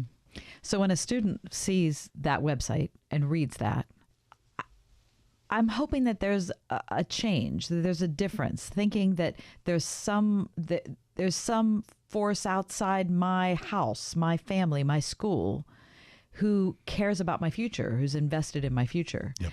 And so even if someone doesn't believe in God, is that a comfort to know that with all the options there are in the world, with all the places that I could go to school, with all the things that I could study, is there somebody who can direct me? And the faculty at Grove City College believe that God is that director. And I've seen through my family faculty members who have helped my kids understand that they're listening to God, the faculty is, my kids are listening to God, and they're working together to pursue a big and bold future. The calling is yours.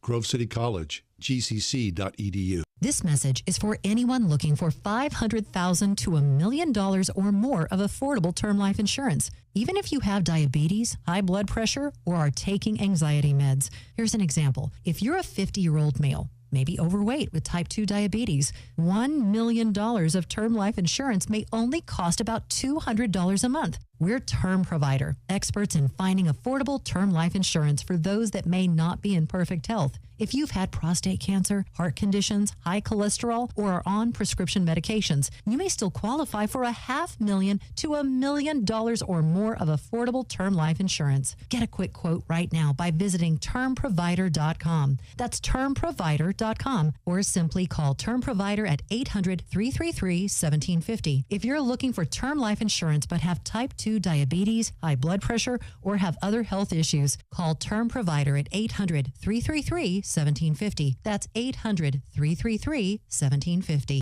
Got issues with youth or high school sports? Positive Coaching Alliance can help. PCA, a national nonprofit, offers more than 1,000 free online resources for youth and high school sports coaches, parents, students, and administrators. Visit PCADevZone.org.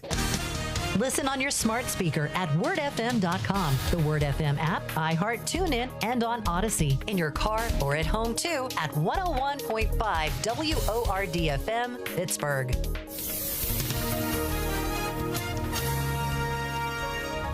We'll see a little snow at times tonight, accumulating a coating to an inch. Expect a nighttime low of 20. Mostly cloudy skies tomorrow. Tomorrow's high, 28. Clouds breaking tomorrow night. Will reach a low of 17. Partly sunny skies Wednesday. We'll see a high Wednesday of 29. Thursday, times of clouds and sun. Expect a high Thursday of 38.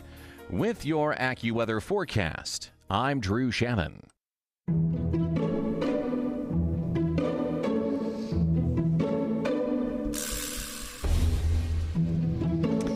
Does this make sense? Does what make sense?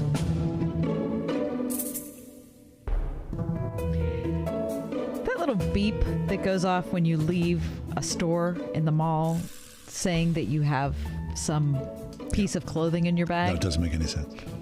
Because you know why? Why? Nobody pays attention. I know. Nobody does. You could be walking out with a Hope Diamond. Beep, beep, beep, beep.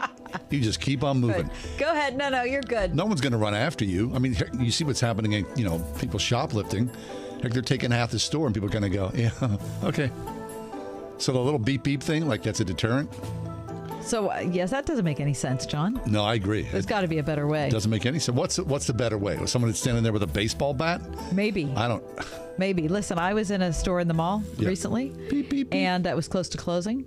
And this woman came out and she handed her coworker a bunch of these little tags. Mm-hmm. And I said, well, what's that about? And she said, oh, those are the tags that people cut off in the fitting room. They cut them off? So that they can rip off the store. Oh, my gosh. Seriously. Seriously? What is wrong with humanity? Years ago, I bought a piece of clothing. I got home. The little thing was still on it. Oh, yeah. I was like, oh, I'm not you going can't back. Get that thing off, but I took it off. You wrecked. Ink exploded all over Of course. Oh, that was good. That was great. Now, then I had to go back and explain, I'm not a thief. Right. And meanwhile, that shirt, we don't have that in your size anymore. I mean, you can't win. Let's defeat the bad guy. Okay, so that doesn't make any sense. It makes no sense at all. All right, does this make sense? Biting yourself inside your mouth. Oh, God. Okay, at 10 o'clock this morning, I was eating a little breakfast, late breakfast. Which you've done many times before. Successfully. I bit myself inside my mouth. Yeah. Throughout the day, I have successively 6 other times. Each time you bite yourself, you go, ow! What? Stop! Why am I doing this? I mean, just talking, I'll bite because then once it gets swollen, right? And of course your teeth don't care. No, your tongue doesn't matter. No, you bite yourself. So today's been a day of torture. Does that make any sense? No, because you think of all the other times when I have eaten breakfast, I've done pretty well. I've succeeded. I have survived to this age. Right. Instead, now my mouth is a swollen, bloody lump. That makes no sense. Sorry.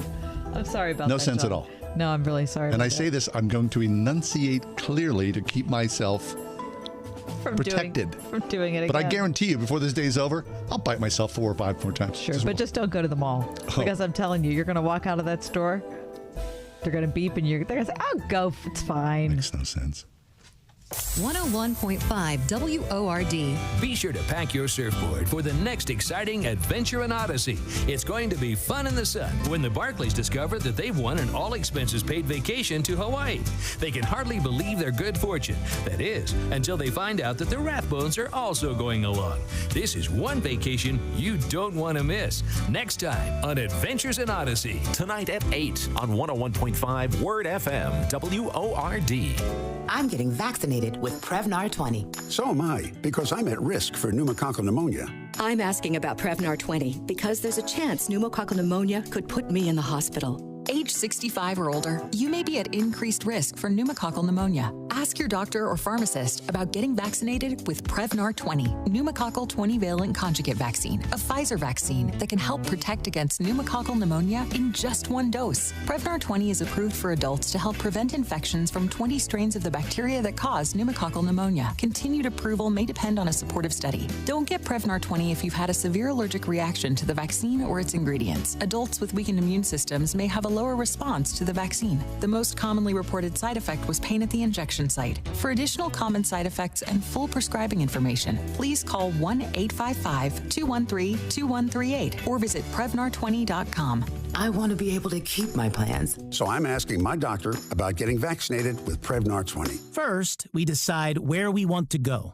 Then we need to know the best way to get there. Hi, my name's Adam Barada. I'm the owner of Advantage Gold. We're the highest-rated precious metals firm in the country. We teach people how to own physical gold and silver. Now, we've won the Best of TrustLink Award 4 years in a row because we educate our clients on how to buy gold and silver the right way. We don't pay celebrity spokespeople millions of dollars. We'd rather pass that value on to you. Call 800-900-8000 and speak with one of our experts. We'll send you a free gold kit along with my latest #1 national best-selling book, The Great Devaluation. Call 800-900-8000. That's 800-900-8000. Get the best information, the best process, the best service, the best value. Call Advantage Gold at 800-900-8000. Call 800-900-8000. Advantage Gold is not an investment advisor or a tax advisor. Consult with your financial advisor before investing. Call 800-900-8000. Hey folks, listen, you have got to check out Up Faith and Family, the leading streaming service for uplifting entertainment. Enjoy some of the best movies, inspiring series, quality dramas, comedies, documentaries, and exclusive events. And it's all ad-free. With Up Faith and Family, you can stream uplifting family-friendly shows anytime, anywhere on your favorite device for only $5.99 a month. Visit upfaithandfamily.com/Salem and start your 14-day free trial today.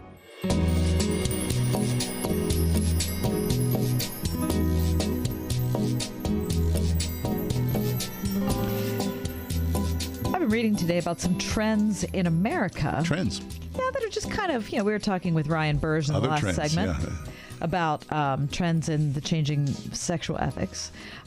These aren't moral issues. This is just a matter of how people are migrating around our enormously large country. And a couple of these things, and I guess the strength of it surprised me. A story in the Associated Press today said that as people were migrating out of different areas. Mm-hmm. So say someone lives in Arizona and makes their career there, or someone lives in Pittsburgh and makes their career there, or in Boston or wherever it is. What is happening? Are they keeping up where they are? If they're retiring, are they moving because they're retiring? Or if they're not of retirement age, are they moving to a different place because remote work means that it doesn't really matter where they live, as long as they can check in online? I mean, I hear about that, but people that do that, I moved to New York. Wait, you mean because of remote work? Yeah, I'm going to get up and I'm going to move to San Diego. Yes. I don't know anybody in the city, or maybe, I've got an old buddy there or something, and I'm just going to go. Who does that? Well, a lot of people, because the southern part of the U.S. grew by 1.3 million new residents. And 6 of the 10 U.S. states with the biggest growth last year were in the South. If you were 20-something, I see that. 30-something, yeah, sure. Maybe 40-something if the job was like super and you really wanted it. But 50 or 60 or 70? What, you're going to go someplace and start over, clean slate it, and not have a community around you? There's a story here in the AP about a gentleman who's 56 years old, lived in Metro San Diego for his career, worked in corporate sales, but during that time purchased several rental properties in Florida. Because they were so much cheaper than purchasing rental properties in California. And they ended up liking the area so much that as soon as he retired, they moved to Florida. Really? I would not want to move to Florida. Oh, I wouldn't want to move to Florida either. So hot. So the Northeast and the Midwest both lost residents. The West only grew by about 150,000, but that's mostly because the people there left for a different U.S. region. The West would have lost population. They would be in the negatives like the Northeast and Midwest if it wasn't for immigrants. Oh, okay, sure. Okay. So, but the South is gaining all sorts of people. U-Haul has added to this story and put the top 10 states that have gained residents. So these are the top 10 states that people took one-way trips, U-Haul. Tell me, yeah. Not return trip. Top 10 states. Mm-hmm. Are you ready? Yeah. Number 10, okay. Idaho. Idaho. Number 9, Ohio. Boy, that'd be sad. People love Cleveland. Okay, but number 8 is Georgia. 7 is Arizona. I can see that. 6 is Tennessee. 5 is Virginia. 4 North Carolina. 2 South Carolina, or 3 South Carolina. 2 Florida. 1 Texas. Yeah, you can understand the narrative right? Yeah. If you read along with the news stories and politics and all that, sure, why not? Apparently, experts say the Southern allure has to do with a mix of housing affordability, lower taxes, and the popularity of remote work during the pandemic era. Yeah. I mean, wouldn't it be nice to, I've never visited Texas. I've been in the airport, but I'd like to go to Texas, wouldn't you? I mean, I've been to Texas. Yeah. On the beach? Never been to the beach. That's how I would like to go to the beach in Texas. No, I've never been to the beach in Florida. The only places in Florida I've been are like the airport around Orlando, which is kind of grim, kind of depressing, right? Yeah. Okay, while we're talking about trends, I also saw this today, and it was really shocking. Wait, one more thing. Football over the weekend. The Super Bowl is in Arizona this year. Yeah, I think so. Right? Yeah. Yeah. Oh, is that a surprise to you? No, I mean, I've not spent any time. I'd love to go to the desert, wouldn't you? Oh, I've been to Arizona quite a bit. You like it? I think it's very beautiful, and it's just shockingly hot. You cannot imagine how hot it is. And you know what I really didn't like is how everything in the West is in a grid. Yeah, it's all brand new. It's all brand new compared to where we are. Right. And it doesn't appeal to me. Yeah. It doesn't appeal to me to see an endless McKnight Road that's completely flat. Right. You know? Because you want to go down to the Sunoco station, make the left, you go up over that hill there, and where Kaufman's used to be, that's where you turn the left. I know. I mean, I'm a Yinzer. I guess I can't help it. No, of course but I guess I just really like older stuff better. Here's another trend. Now, this is not within the U.S. This is looking at the U.S. in relation to the other countries on Earth. Obesity rates. Oh. Okay. An organization called OECD has done a significant amount of research based on rising obesity rates in the world. And they've produced this graph. They've produced many graphs, but one of them that I looked at and I thought would be interesting to talk about is the percentage of total adult population, which are people ages 15 years or more, who are obese, the percentage. Okay, so in the country. Whenever I was just at the doctor 2 weeks ago, right? Always when you go into the doctor, they're going to weigh you, and then like while I was in the waiting room, they told me my BMI. I hate that. I was like, oh, I thought. Don't tell me that. Everything we know about BMI tells you that it's a horrible measure of health. So why are they still telling us that? They like walked in and said to me, you are blah, blah. And I was like, thank you. Kind of like, it's a bad start to the day there.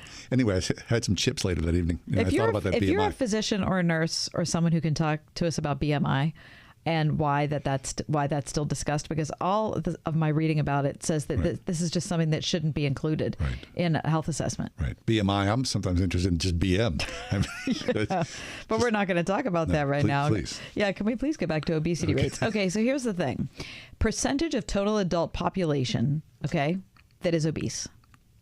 Here in the United States? Yes. You have any guess as to what it is? It's not good, because I'm sure, based upon my BMI, I would be in there. Get out of here. I think so. Okay, so that's ridiculous then. If you look at the charts, you do. There's nothing about you that's obese. There's nothing about you that's obese. You don't see me, my... Okay. Yeah, but still, come on. I mean, no, I bet you I am. I bet you I'm tipping in there. Okay. All right. What's the percentage? 30%. 40. Yikes. Okay. Now, the next one is Chile. Chile? Chile? Yeah, 34%. Interesting. Wonder why Chile would be. I don't know. Mexico comes in third at 33.3. Then New Zealand. What? At 30. Hungary at 28.8. Apparently not. Turkey at 28.7. Not too much of. Portugal also at 28.7. Really? Then Canada, 27.9, and Australia. Okay, those are the top 10. So their historical records, I wonder, can they go back 50 years and go? Yeah, that's a question I thought of, but too late before the show started for me to look into. Right. So 50 years ago was Turkey, Chile, Mexico. Anybody on that list? I mean, look, I told. My Aunt Patsy passed away here a month or so ago, and right before she was like the family archivist. I'd love to go visit her. And here's photos, here's papers, here's family tree. I mean, anyway, she gave me my grandfather's war food ration book. And so, of course, during the World War II, everybody had, eating much less for the, good of the country. My grandfather was listed as his name was Augustine F. Francis Maloney, a good Irishman. He was 49 in 1944, had this little war ration book, listed his occupation, 49. He was 5'11", okay, and he weighed 140 pounds. Now, I knew my grandfather. Come on. I knew my grandfather. Was he incredibly thin? My recollection of him as a young man, as a boy, is not, hey, look at his grandpap, super skinny. No. I think that's probably what people, when you look at people 5'11", 140? Yeah. Now, look, this is Hollywood. Of course, you know how much I love myself an old movie, but it is Hollywood. But when you look at people, even in black and white photographs from the 1950s, something happened from the 1960s forward. Yeah, maybe the advent of corn syrup. The industrialization of food. Yeah, right. Corn syrup, high fructose, right. The abundance of snacks. All those things changed not only us here in the United States, but around the world. And I think my grandfather probably was pretty common for that day and age. Oh, that just would be such a thin person. 5'11", 140. Okay, so let me tell I'm you. 5'11". Believe me, I saw 140 when I was like in 9th grade. Right. Maybe. Okay, so let me go to the other end of the spectrum, because in Japan, they're at the other end of the list. Super skinny. 4.2% of the population is obese. It's a cultural thing. Or are they just eating healthier? I think it's a cultural thing. 5.5 in Korea. And guess who's third from the bottom of the list? Italy. The Italians. 9.8. So I think, it's not I mean, look at what they're eating in Italy. They're just eating less. How about the French? Pizza. We're the French on that list, right? Because there are French women. Close to the bottom. They're smoking cigarettes. 17%. France. Greece, 17%. Also at the bottom, Poland, Lithuania, Slovak Republic, Austria, the Netherlands, Sweden. They're all super low. That's just fascinating. Norway. Maybe it is. They're probably eating the same thing, Is it additives in our food? Is it the fact that we're the richest country? Or are we rich, fat, and happy? Well, we're not happy. Well, right? Yeah. There's maybe we're rich and fat because we're trying to get happy. No, I think because we're just surrounded by it. Look, I'm going to go fill up my car and I'm going to go in and grab a little. People, there's just an abundance of it. And even with inflation, fairly inexpensive considering, the thrust of the world. And we're a big country compared to these countries. So wherever you're living, you're using a car to get around. And a lot of these countries European countries, they walk all the time. Right. In America, we're not. So literally, most of us are 5 minutes away from a cheesesteak. Yeah, that's probably true. Right? I mean, I can get my car, and in 5 minutes, I'll drive down somewhere. I'll get myself a mushroom cheesesteak with lettuce and tomato. It's just abundance. It's everywhere. I was watching a Twitter thread happen last night. A woman who had moved to the UK and was so surprised that she had lost weight.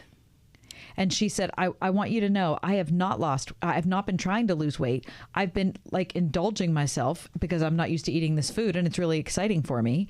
And I don't feel like I've been walking more. Why am I losing weight? And so all sorts of people are weighing in, talking about food additives, talking about the fact that we don't walk enough. Anyway, but the question was never answered. It's just a question. Interesting. Okay, what's interesting to me is, as Christians, we uphold the spiritual discipline of fasting, right? I mean, there's a lot to be said about people who fast. Yes. And it's not necessarily, if you're committed to fasting, it's not a health issue, so to speak, especially if you're a believer. It's a spiritual issue. Right. So maybe that's the problem. Or we don't have any discipline of any kind. Yes. Yes, I'm sure you're that right our spiritual life echoes that, and we see the results in in our little bellies. Yeah. Or big bellies. Yeah. It's 40%. It's a sad number for America. I don't know what it means. But look how many problems Japan has. They're the oldest population probably in the world. Other than they're Monaco, they are the oldest population in the world. And what about neuroses? And they have the lowest birth rate. And so it's not like they're happier because they're thinner. Maybe they are. I don't think they are. They might be. Anyway, let's go get a mushroom cheesesteak. I'm going to roast some potatoes when I go home. Forget those potatoes. Have some Cheetos. Okay. Okay, just saying. All right, take a break, come back. The lunch crowd, speaking of food. We're going to talk about that? Maybe so. Turkey and stuffing, real mashed potatoes, sliced top round, Aunt Emma's broccoli casserole, chicken and gravy over buttermilk biscuits. Am I making you hungry yet? Hi, it's me, Marcia from the Springhouse. Do you have a special event coming up in your life? A shower, a wedding, graduation party, company party, anniversary event, or any occasion where you'd love to serve all-natural, farm-fresh foods? Then it's time to give the Springhouse Catering Department a call at 724-228-3339. From your first conversation with Dawn, who will help you create a menu that's unique to you, to the beautiful, bounteous setup and display that my sister Jill and her crew create, you will be delighted. After every catering event, Jill tells our cooks, I wish I could take you with me so you could hear all the wonderful comments guests give us. Give us a call at 724-228-3339 or check out our extensive menu at springhousemarket.com for farm fresh catering from the Springhouse. Paid for by Christian Care Ministry. Let's see, if something costs less, but people are happier with it, that sounds like something to look into, and that's MediShare. Maybe you've heard switching to MediShare to pay for healthcare can save the typical family $500 a month, and that's huge, but it's also true that people are way more satisfied after making the switch, too. The customer satisfaction rate for MediShare is double that of the typical health insurance plan. MediShare works. It's been around for more than a quarter century, and members have shared more than $3 billion of each other's bills. People love having telehealth and a huge nationwide PPO network. So, yeah, you can save a ton and like it better. Imagine being happy with how you're taking care of your health care. So if you're self-employed or part of the gig economy, or you just want a plan you're happy with, you can call right now and get a price within 2 minutes. A very, very smart use of 2 minutes. Here's the number you need. 844-47-BIBLE. That's 844-47-BIBLE. 844-47-BIBLE. Treat your someone special to an unexpectedly special Valentine's Day with a gift from Trinity Jewelers. From their beautiful crosses, diamond, pearl, and gemstone collections, Mark Helgerman and the custom jewelry experts at Trinity Jewelers will help you find or create the perfect gift to express exactly how you feel. Visit trinityjewelers.com today or find them aboard the Gateway Clipper at the Word FM Valentine Date Night, February 10th. Trinity Jewelers, your trusted custom jeweler for over 50 years. This is Tim Seckler inviting you to tune in each and every Saturday morning at 9 a.m. right here on Word FM 101.5 for the Life and Legacy Show, sponsored by my law firm, the Seckler Law Firm. Each week, we'll talk about your family's well-being as it relates to elder law, nursing home stays, estate planning, and keeping your hard-earned savings. And if you missed the Life and Legacy Show, you will find it archived at secklerlawfirm.com. See you Saturday morning at 9 a.m. right here on Word FM 101.5 for the Life and Legacy Show. Holy smokes. Tomorrow is the last day of January. Where'd this month go to? It disappeared. What the It heck? really did. January? It disappeared. That means that Valentine's Day is right around the corner. It's the perfect time to make some plans.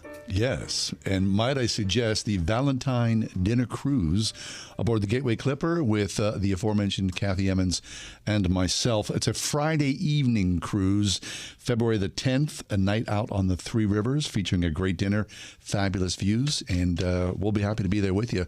Looking forward to it. wordfm.com. You're thinking about this. I think, all things considered, for an evening out around Valentine's Day, fairly inexpensive, I would say. And, I mean, I've never been on the rivers in the winter. I mean, there's a reason for that. Exactly. But I think I'm ready to try. Listen, I'll give you $100 if you go water skiing. Wouldn't that be cool? Yeah. But you can't water ski behind. You might be able to. At nighttime, nonetheless. It'd be like That's Incredible. John Right. Davidson. That's incredible. Christian talk show host water skis behind a large barge. Guarantee you that's not. I mean, imagine happening. all of our listeners who attend the cruise would be behind the boat cheering you on. That would be the worst That'd be so cool. experience in life. I'd pay $100. Okay, maybe $5. Listen, if you were going to pay me $50,000, that's when I'd start to consider 50 it. grand. Yeah. Okay, anyway. Would you say $10 or 100? I said 100. Forget it. It's not even remotely appealing to me. I'm so desperate. I'll take it. Sold. The Valentine Dinner Cruise sans Kathy Evans water skiing behind the Gateway Clipper will take place February the 10th. We hope that you sign up as well.